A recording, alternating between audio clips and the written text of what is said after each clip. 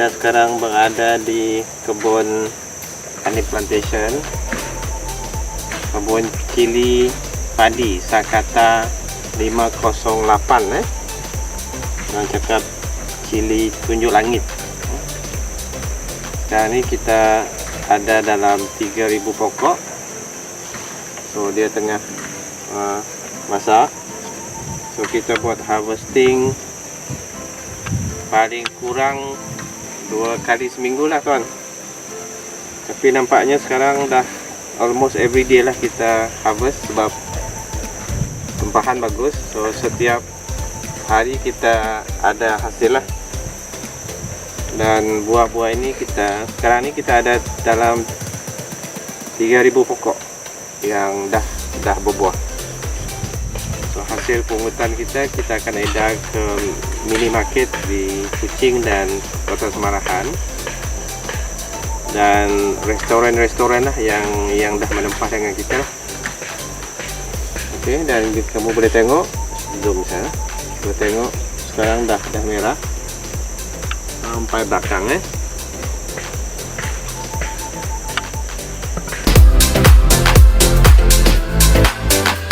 Cara petik buah, kita just pluck.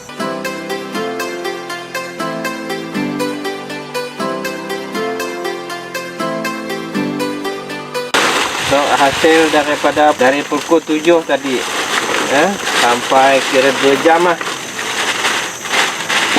2 jam. So saya rasa ini dah 20 kilo. 20 kilo fresh dari ladang honey plantation.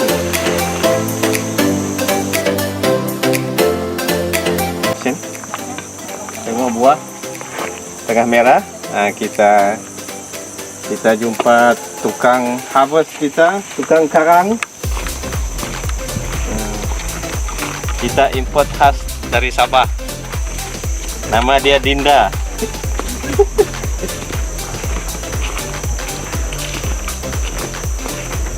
Tengok Dinda sedang beraksi. Tengok besar-besar banyak boleh. Tengok. Ya, penuh. Oh, ini kita import khas dari Sabah. Dari sini tak? Sandakan. Nah, dari Sandakan bayi ni. Saya menetap di Kota Kinabalu. Ya, orang keke. Orang keke. Orang keke ni. Nah, seorang lagi ini apa nama dia? Kami tu ibu. Kampung ni tak? Sungai Lansat. Sungai Lansat. Sungai Lansat Kampung Sungai Lansat. Tengok, bila kita berkebun cili, kadang-kadang rezeki kita boleh share dengan orang. Kita boleh upah orang-orang kampung, orang-orang di sekelilingnya untuk memetik buah. Okey, dengan adanya projek yang sekecil ini boleh memanfaatkan orang-orang kampung di sekitarnya. Banyak. Yang anda nampak sini adalah perangkap lalat buah. Tengok lalat buah. Jarang kita nampak lalat buah berterbangan di depan kita. Tapi kalau di kebun, kalau ada hormon, dalam ni kita simpan hormon hormon lalat buah yang menarik lalat ni untuk hinggap di sini dan masuk ke lubang. Kita tengok ada a few lubang yang kita tebuk, just enough lah untuk dia masuk. Dan lalat inilah yang merosakkan buah. Contoh buah yang rosak lalat, dia akan injek lalat buah, dia akan injek sini, dia akan injek masuk dan dia akan tinggalkan benih dia, bertelur dia dan jadi ulat, dan seluruhnya buah akan buruk. So kita ada pasang banyak di tepi. Untuk teman-teman, kita tak boleh pasang di dalam kebun. Kita kena pasang di tepi kebun supaya lalat tak masuk kebun. Lalat buah dia akan hinggap di tepi kebun, dia akan tertarik dengan perangkap ni. Dan satu lagi kawalan serangga yang kita amalkan adalah pelekat serangga. Ni tengok pelekat serangga. Kita gunakan plastik kuning. Serangga akan tertarik dengan warna kuning dan biru. So kita pilih warna kuning sebab kebanyakan kebun pakai warna kuning. Dan kita akan simpan pelekat dia macam satu gam, ada dijual dekat kedai lah. So you tengok ada, dia akan hinggap, dia akan lekat sinilah. Cuma dia punya disadvantage dia adalah kalau lebah ataupun madu kelulut, dia boleh lekat sekali. Kamu tengok tahun ni kita baru pasang, tengok banyak kita pasang. Alhamdulillah lah, serangan serangga agak kurang sebab dia akan melekat dekat sini lah.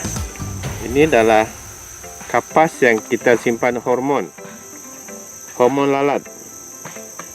Okey, dan ibu tengok zoom lalat yang dah masuk. Ini adalah contoh buah yang dah kena serang oleh lalat buah. Dia akan membusuk di dalamnya.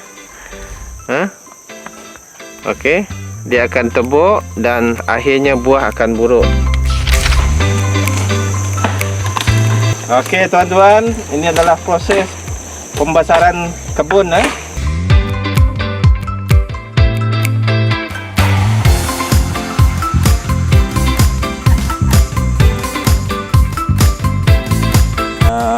Tanaman sayur dengan jagung kita langsung tidak menggunakan sistem fertigasi.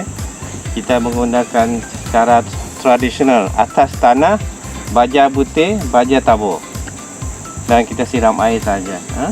Dan of course baja asli lah, tai manok. Baru 2 minggu umur. So dia boleh dikutip hasil sebulan. Dalam masa sebulan kita boleh harvest lah buah dia. Okey, panjang. Okey, di sebelah sana kita akan tanam kacang belimbing. Kacang belimbing pun kita ada menerima tempahan daripada minimarket dalam lingkungan 40 kilo seminggu. So kita kalau kita tanam sayur, jangan terus tanam. Kita mesti cari pasaran dulu. Macam kacang belimbing, kita honey plantation dah dapat pasaran dan baru kita decide nak tambah crop kita kacang belimbing. Okey, ini adalah benih fosis, benih kacang belimbing yang kita kalau di kampung dulu agak senang lah untuk, tak tahulah apa nama lain, tapi kita memang panggil dia kacang belimbing. Orang putih cakap fosis. Ini pun kacang yang senang ditanam dan mendapat pasaran yang agak bagus di kawasan Kuching dan Semarahan. Bagus untuk sayur dan ulam. So ini adalah kawasan kita baru first stage. First stage kita bajakkan tanah dulu, kita gemburkan dia, dan lepas ini kita akan buat batas. InsyaAllah mungkin di sini kita boleh tanam dalam 1,000 pokok kacang belimbing lah. Kita menggunakan jentera, memang tak boleh gunakan cangkul kalau nak berkebun serius. Kena invest beli jentera. Jentera ini adalah mesin plough kita. Kita invest dalam mesin plough untuk menggembur tanah. Sebab tanah ini dah bercampur batu, tapi walaupun demikian kalau kita gembur dan campur dengan kapur, lepas campur kapur kita akan campur dengan baja asli, tai manok, nya akan subur lah. Okey, cut. Sekarang kita tengok macam mana proses membajak.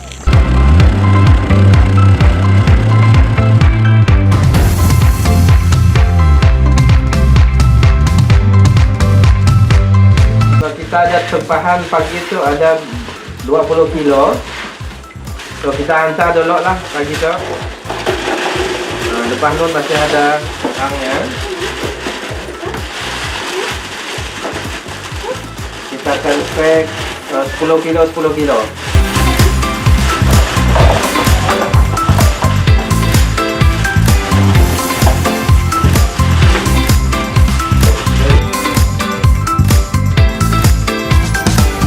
Saya bagi tu 30 kilo.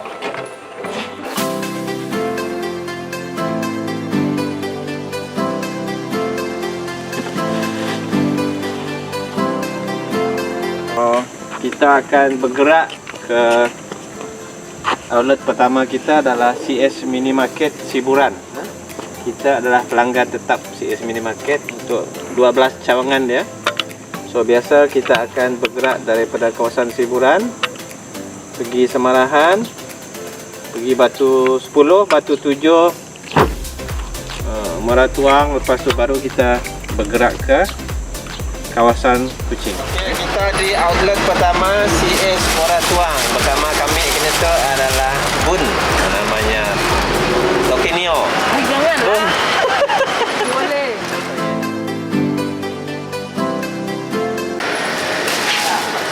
Itu adalah kita akan terus masuk dan terus timbang lagi sekali.